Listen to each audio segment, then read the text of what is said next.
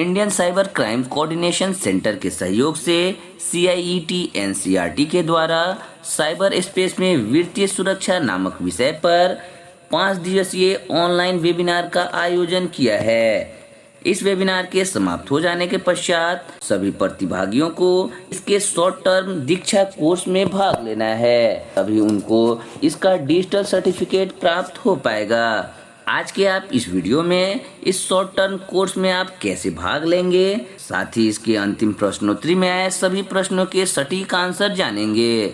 उससे पहले आपसे छोटी सी रिक्वेस्ट है, अगर आपने मेरे चैनल को अभी तक सब्सक्राइब नहीं किया है तो सब्सक्राइब करके बेल आइकन को प्रेस कर दें, ताकि मैं जो भी नया वीडियो अपलोड करूं तो उसका नोटिफिकेशन आपको ससमय मिलता रहे। वेबिनार के समाप्त हो जाने के पश्चात सभी प्रतिभागियों को दीक्षा ऐप पर इस वेबिनार से संबंधित एक शॉर्ट टर्म कोर्स चलाया जा रहा है। इस शॉर्ट टर्म कोर्स का लिंक आपको इस वीडियो के डिस्क्रिप्शन में मिल जाएगा, साथ ही CIET के ऑफिशियल वेबसाइट पर भी मिल जाएगा। इस लिंक पर क्लिक करने के पश्चात आप दीक्षा ऐप पर रीडायरेक्ट हो जाएंगे। अगर आपने वहां अपना ID नहीं बनाया है तो दीक्षा ऐप पर अपना ID कैसे बनाएंगे, आप स्क्रीन पर दिख रहे वीडियो को देखकर अपने दीक्षा ऐप में ID बना सकते हैं। ID बनाने के पश्चात इस कोर्स में आपको इनरोल्ड होना है।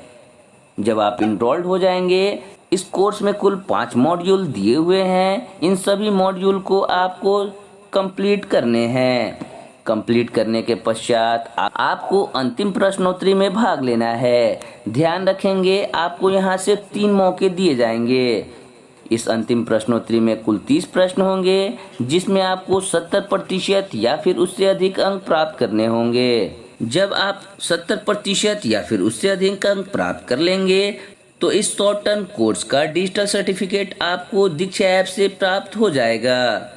इससे पहले मैंने जून और जुलाई में 4 शॉर्ट टर्म कोर्सेज के सटीक आंसर वाला वीडियो अपने चैनल पर अपलोड कर दिया है। आप मेरे चैनल पर CIET NCERT ट्रेनिंग प्लेलिस्ट में जाकर उन सभी वीडियोज को देख सकते हैं और अपना सर्टिफिकेट प्राप्त कर सकते हैं। साथ ही उन सभी वीडियोज का लिंक मैं अपने वीडियो के डिस्क्रिप्शन में डाल दूंगा। ध्यान रखेंगे, आपको इस क्विज में सिर्फ 30 प्रश्न करने हैं। मैंने 3 अटेम्प्ट में कुल 39 प्रश्नों के आंसर दिया है, जो कि इस वीडियो में आपको आगे देखने को मिलेंगे। तो चलिए वीडियो को शुरू करते हैं।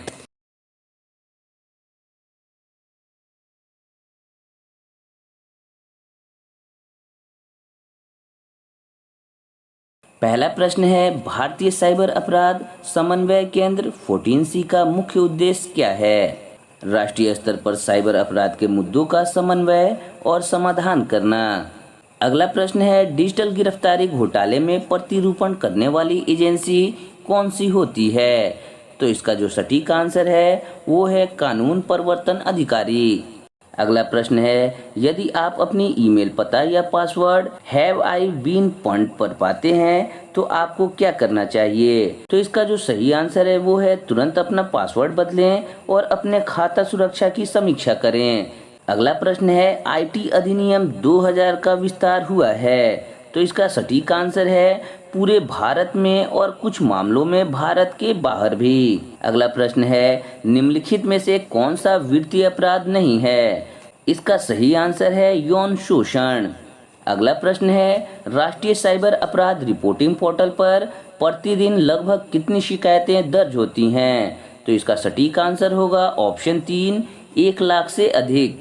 अगला प्रश्न है, साइबर धोखाधड़ी में APK फाइलें क्या भूमिका निभा सकती हैं? तो इसका सटीक आंसर होगा उनका उपयोग मैलवेयर या फिशिंग सॉफ्टवेयर वितरित करने के लिए किया जा सकता है। अगला प्रश्न है, भारत में वित्तीय धोखाधड़ी का पता लगाने और वसूली के लिए कौन सा संगठन जिम्मेदार है? इसका आंसर होगा ऑप्शन बी, भारतीय साइबर अपराध समन्वय केंद्र। अगला प्रश्न है, CDAC हैदराबाद द्वारा विकसित M-कवच ऐप का मुख्य उद्देश्य क्या है? इसका सटीक आंसर है मोबाइल सुरक्षा को बढ़ाना और साइबर खतरों से सुरक्षा प्रदान करना। अगला प्रश्न है, साइबर वित्तीय धोखाधड़ी में पैसे निकालने के सामान्य चैनल कौन सा है? इसका आंसर ऑप्शन डी होगा, उपरोक्त सभी। अगला प्रश्न है have I been pwned website का मुख्य उद्देश्य क्या है? इसका सटीक आंसर ऑप्शन बी होगा, जांच करना कि क्या व्यक्तिगत जानकारी डेटा उल्लंघन में उजागर हुई है। अगला प्रश्न है निवेश घोटालों के लिए सबसे अधिक उपयोग किया जाने वाला प्लेटफॉर्म कौन सा है? इसका सही answer option A social media होगा। अगला प्रश्न है भारतीय नागरिकों को लक्षित करने वाले फिशिंग हमलों में आमतौर पर कौन सी चाल का उपयोग किया जाता है? इसका सही आंसर वैध वेबसाइटों की नकल करने वाली नकली वेबसाइटें बनाना है। अगला प्रश्न है यदि आपको नेटवर्क कनेक्टिविटी में अचानक कमी का अनुभव होता है जो धोखाधड़ी का संकेत दे सकता है तो अनुशंसित कार्रवाई क्या होगा? इसका ऑप्शन सी आंसर सही है, इसे अपने बैंक को रिपोर्ट करें। आप इस पे क्लिक करके अगले प्रश्न की तरफ बढ़ेंगे। अगला प्रश्न है एईपीएस धोखाधड़ी में कौन सी सामान्य विधि का उपयोग किया जाता है? तो इसका सटीक आंसर है बायोमेट्रिक डेटा तक अनधिकृत पहुंच। अगला प्रश्न है मनी लॉन्ड्रिंग में म्यूल अकाउंट्स का उपयोग कैसे किया जाता है? इसका सटीक आंसर है अवैध धन के स्रोत को स्थानांतरित करने और अस्पष्ट करने के लिए। अगला प्रश्न है ऑनलाइन ट्रेडिंग घोटालों से बचने के लिए दी गई एक प्रमुख सलाह क्या है? इसका सटीक आंसर है प्लेटफॉर्म पंजीकरण की सेबी या आरबीआई से पुष्टि करें। अगला प्रश्न है दस्तावेज में धोखाधड़ी की एक मोड का उल्लेख किया जाता है, वो क्या है? इसका सटीक आंसर है अधिकृत पुश भुगतान।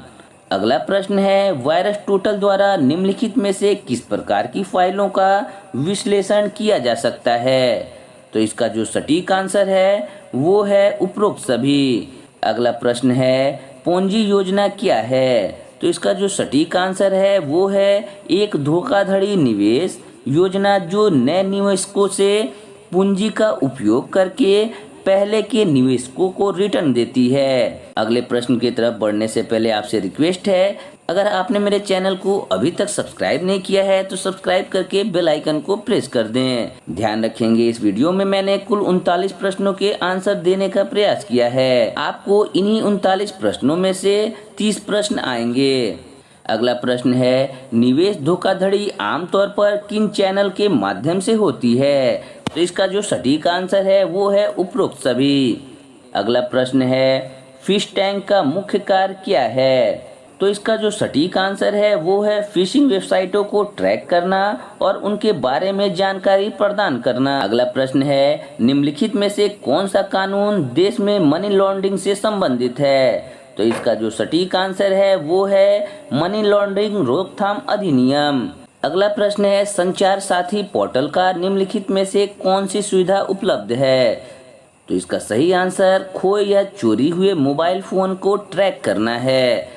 अगला प्रश्न है नकली नौकरी के प्रस्ताव भेजकर व्यक्तियों को धोखा देने से संबंधित धोखाधड़ी का प्रकार क्या है? ऑप्शन 3 नौकरी धोखाधड़ी इसका सही आंसर है। अगला प्रश्न है फर्जी शेयर बाजार घोटालों में विश्वास हासिल करने के लिए कौन सी रणनीति का उपयोग किया जाता है? ऑप्शन बी सोशल मीडिया पर नकली विज्ञापन इसका सही आंसर होगा। अगला प्रश्न है साइबर अपराध की आय में खाते की परतें क्या होती हैं? इसका सटीक आंसर अवैध धन के स्रोत को छिपाने की प्रक्रिया जिसमें उन्हें जटिल वित्तीय लेन देन की श्रृंखला के माध्यम से ले जाया जाता है। अगला प्रश्न है साइबर सुरक्षा केंद्र सीएसके उपयोगकर्ताओं के किस प्रकार के उपकरण प्रदान करता है? इसका सटीक आंसर एंटीवायरस और एंटी मैलवेयर उपकरण है। अगला प्रश्न है साइबर स्पेस एक बहुत व्यापक शब्द है जिसमें निम्नलिखित शामिल हैं। इसका सटीक आंसर ऑप्शन डी उपरोक्त सभी होगा। आप इस पे क्लिक करेंगे और अगले प्रश्न की तरफ बढ़ेंगे। अगला प्रश्न है साइबर स्टॉकरों द्वारा उपयोग की जाने वाली एक सामान्य विधि क्या है? इसका सही आंसर ईमेल और त्वरित संदेश भेजना है। अगला प्रश्न है निम्नलिखित में से कौन सा वित्तीय चैनल धोखाधड़ी के लिए संवेदनशील रूप से उल्लेखित नहीं है? इसका सही आंसर ईमेल अकाउंट्स है। अगला प्रश्न है एनसीआरपी साइबर अपराध की रिपोर्टिंग के लिए नहीं है। इसका सही आंसर गलत है। आप गलत पर क्लिक करके आगे की तरफ बढ़ेंगे। अगला प्रश्न है, भारत में साइबर धोखाधड़ी की रिपोर्ट करने के लिए हेल्पलाइन नंबर कौन सा है? तो इसका सही आंसर 1930 होगा। अगला प्रश्न, साइबर गुलामी क्या है? तो इसका सही आंसर व्यक्तियों को जबरन श्रम और मानव तस्करों के लिए ऑनलाइन माध्यमों से शोषण है। अगला प्रश्न है, साइबर वित्तीय धोखाधड़ी का सबसे प्रचलित तरीका कौन सा है? तो इसका सही आंसर अवैध गेमिंग, ट्रेंडिंग एप्स, क्रिप्टो घोटाले हैं। अगला प्रश्न है, साइबर गुलामी जो मानव तस्करी का एक आधुनिक रूप है, मुख्य रूप से किसके माध्यम से की जाती है? तो इसका सही आंसर डिजिटल दुनिया में है। अगला प्रश्न है, साइबर धोखाधड़ी के संदर्भ में एटीएम हॉटस्पॉट क्या होते हैं? तो इसका सही आंसर स्थान जहां एटीएम को स्कीमिंग या फिर अन्य धोखाधड़ी गतिविधियों के लिए अक्सर निशाना बनाया जाता है। अगला प्रश्न है, आईटी अधिनियम में जागरूकता पैदा करने के लिए ऐसे पहलों के लिए प्रावधान है। इसका सही आंसर ऑप्शन ए सही है। आप 39वां प्रश्न है, मोबाइल ऐप्स के माध्यम से अपराध करने में अपराधियों की सफलता का एक मुख्य कारण क्या है? तो इसका जो सही आंसर है वो है उच्च ऐप डाउनलोड दरें। आप इस पे क्लिक करेंगे और आगे की तरफ बढ़ेंगे तो आप यहाँ देखेंगे कि यहाँ मैंने 30 प्रश्नों के आंसर दिए हैं और 30 प्रश्न के आंसर बिल्कुल सही हैं। ध्यान रखेंगे, मैंने 3 अटेम्प्ट में इस क्विज में कुल 39 प्रश्नों के आंसर दिए हैं। आपको इन 39 में से 30 प्रश्न के आंसर देने होंगे।